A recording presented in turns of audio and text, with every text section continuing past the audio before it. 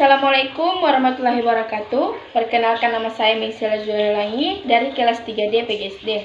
Di sini saya ingin memaparkan materi tentang konsep dasar, dimensi, peranan, dan fungsi kurikulum pada mata kuliah pengembangan kurikulum di SD. Oke, langsung saja. Yang pertama, saya akan menjelaskan konsep dasar kurikulum. Namun sebelum itu, saya ingin menjelaskan dulu apa itu konsep. Konsep adalah abstraksi suatu ide atau gambaran mental yang dinyatakan dalam kata atau simbol. Kemudian, saya akan menjelaskan konsep dasar kurikulum.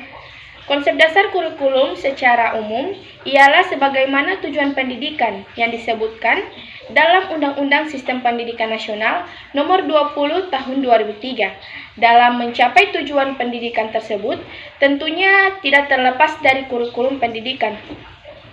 Konsep kurikulum berkembang dengan sejalan dengan perkembangan teori dan praktik pendidikan, juga bervariasi sesuai dengan aturan atau teori pendidikan yang dianutnya. Selanjutnya yang kedua, dimensi kurikulum. Di sini saya mengambil 3 dimensi kurikulum menurut R. Ibrahim pada tahun 2005. Yang pertama, kurikulum sebagai substansi. Dimensi ini memandang kurikulum sebagai rencana kegiatan belajar bagi siswa di sekolah atau sebagai perangkat tujuan yang ingin dicapai. Yang kedua, kurikulum sebagai sistem. Dimensi ini memandang kurikulum sebagai bagian dari sistem persekolahan, sistem pendidikan, dan bahkan sistem masyarakat. Dan yang ketiga, kurikulum sebagai bidang studi.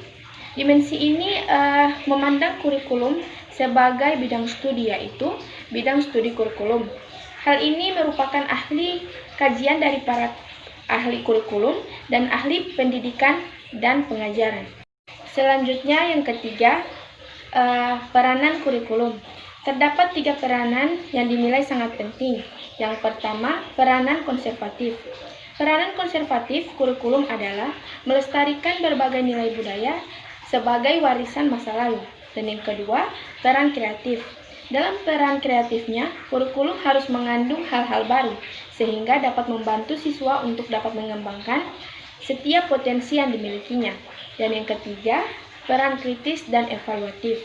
Kurikulum harus berperan dalam menyeleksi dan mengevaluasi segala sesuatu yang dianggap bermanfaat untuk kehidupan anak didik. Yang selanjutnya itu keempat, fungsi kurikulum.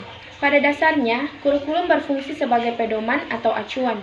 Bagi guru, kurikulum berfungsi sebagai pedoman dalam melaksanakan proses pembelajaran. Bagi kepala sekolah dan pengawas, kurikulum berfungsi sebagai pedoman dalam melaksanakan supervisi atau pengawasan. Bagi orang tua, kurikulum berfungsi sebagai pedoman dalam membimbing anaknya belajar di rumah. Bagi masyarakat, kurikulum berfungsi sebagai pedoman untuk memberikan bantuan bagi terselenggaranya proses pendidikan di sekolah. Sedangkan bagi siswa, kurikulum berfungsi sebagai suatu proses kegiatan belajar. Oke, baiklah, hanya itu saja dari saya. Apabila ada salah-salah kata, mohon dimaafkan.